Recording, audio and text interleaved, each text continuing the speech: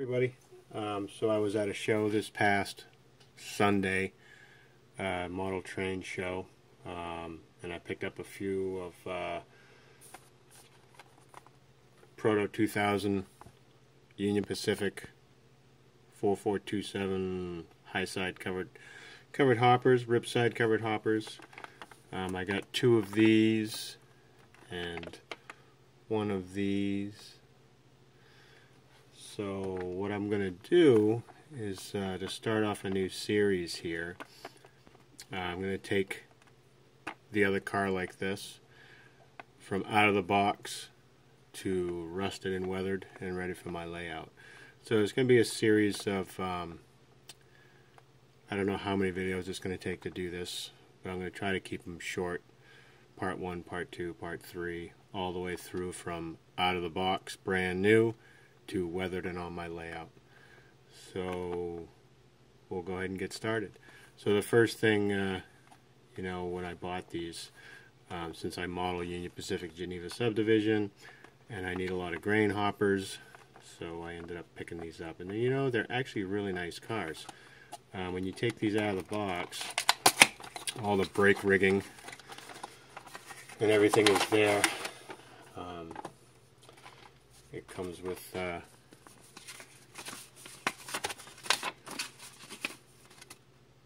parts that you can order, and it comes with a prototype history on the car itself, which is really kind of neat. Gives you a lot of information of what this car did, how many were sold, what they were used for. Backside's blank, so that's kind of neat.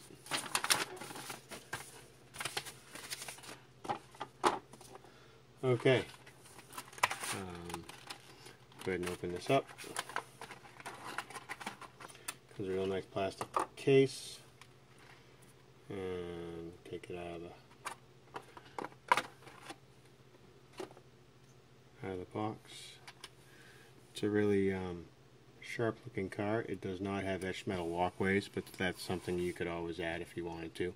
You get the etched metal ones if you want to take it to that level.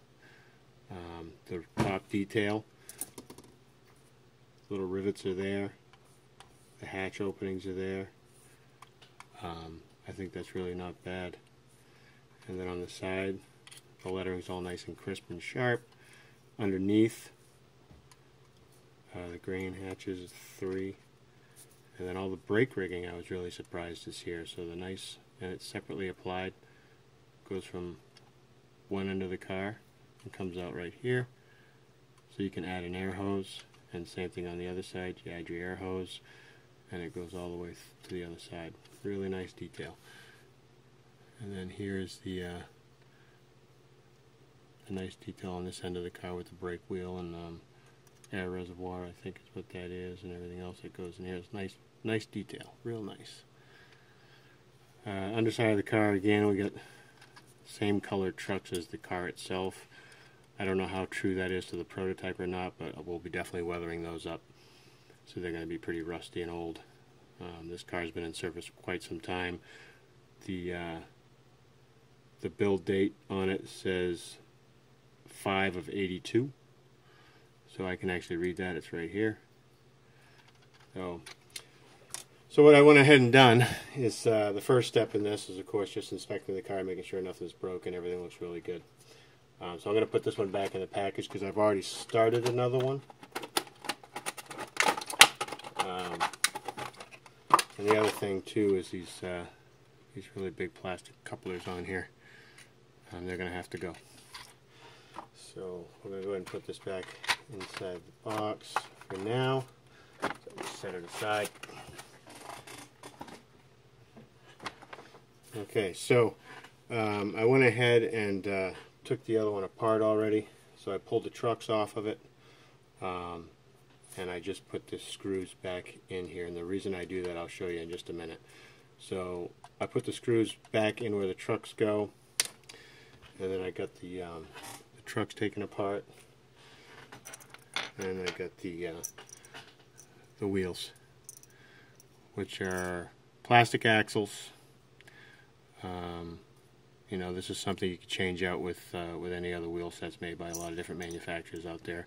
I already checked the gauge on these. They are engaged, so I'm going to go ahead and keep them. They're nice metal wheels, plastic axles, so when I do my 10,000 ohm resistors, after you watch my other video, you know, the resistor is going to go in the middle of the wheel. Right in the middle of the axle. So what I've already done, just to try to improve this car, is I use scale couplers. These are actually KD scale couplers that I use. I buy them in bulk pack. You can buy them in a pack of 4. They're whisker couplers. They come with the nice little whiskers on them. And what that does is when you have these little whiskers on here, you don't need to use this insert that comes with a lot of cars. So we take that right out. So I've upgraded the car with the scale couplers. The other thing that I do with these scale couplers, since I'm not using any magnets in between my track to help uncouple the cars, this little horn right here comes off. And the way I do that is I have a pair of these nips. I just put it on there and I cut it off. And this just gets thrown away. And then you're left with just a coupler. Just a coupler. So I do that for both sides. And then the other thing that I do, which was nice with the brake rigging on this car, is I use CalScale air hoses. And I've put those on both ends of the car already. Trying to see, make sure you can see it. So you can see the air hose here that I added. And that'll blend right in real nice once I weather the car. Same on this side. So that's the first upgrade that this car got. It got brand new metal scale couplers and the air hoses. The other thing that I started doing is, I don't know how many of you are familiar with what's called it's a fiberglass scratch pen. So this is what it looks like. You can find these online. They're actually extremely cheap, within like less than $5. And they come with an extra piece of fiberglass, and it is fiberglass, so if you're not careful, you get those little fibers inside your pores of your fingers and it can get kind of itchy, so just keep that in mind. I haven't had any problems with it, but I guess some people have. So it's called a fiberglass scratch pen brush type, and it's a 5-inch long. This is kind of a neat tool if you're not familiar with it. It's just exactly a pen, only the thing is it's got a fiberglass brush. You know, you can make it as long and short as you want, and it also comes with an extra fiberglass tip. So what I use this for is that the lettering on this car is extremely sharp and crisp, and in the real world it's not like that. So what I always do when I get new box cars or hoppers or gondolas or even engines, I always try to find a prototype of that car online. Railroad pictures are available all over the place. If you can't find the exact road number, you can find either the road number a couple up, couple down, maybe not the exact same car, but car road number, but you can actually find many pictures of this kind of hopper online. So it kind of gives me an idea of how to weather this right from the start, how it looks along the bottom, you know, what kind of rust, if there's any graffiti on it, what the top looks like, how the ends look, how they've weathered up. So you never really want to guess what a car is going to look like, especially nowadays where we have the internet at our fingertips. You can always find something that looks similar or even the exact car online, and that's what I use, and that really helps make my rolling stock look a lot more realistic, because if I had to guess what this thing weathered up like, I probably would get it wrong. So the first thing I noticed when I looked up this car online was the lettering is not this crisp. So that's where the scratch pen comes in handy. I've already started on the other side, but it's real easy to use one of these. All you do is exactly that. You scratch the letters away. Now there's other methods to do this. You can use thinner. I've done that with thinner, but sometimes you take off more than you want, and when you do that, you can't put it back. so you can see what happened right there with that letter. It's really quick.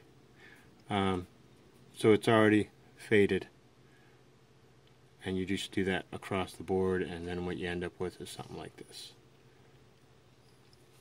So all this I've scratched out, and when I put my base fade on this, it will make this lettering look like it's been out in the elements and it's been out in the railroad, and it's really faded and weathered. So we went from a brand new out of the box, and already we started fading the letters down. So I'm going to go ahead and finish this car up and get the letters all faded down, and then in part 2 we'll go ahead and get the base coat weathering on this car, and I'll show you how I do that. Alright?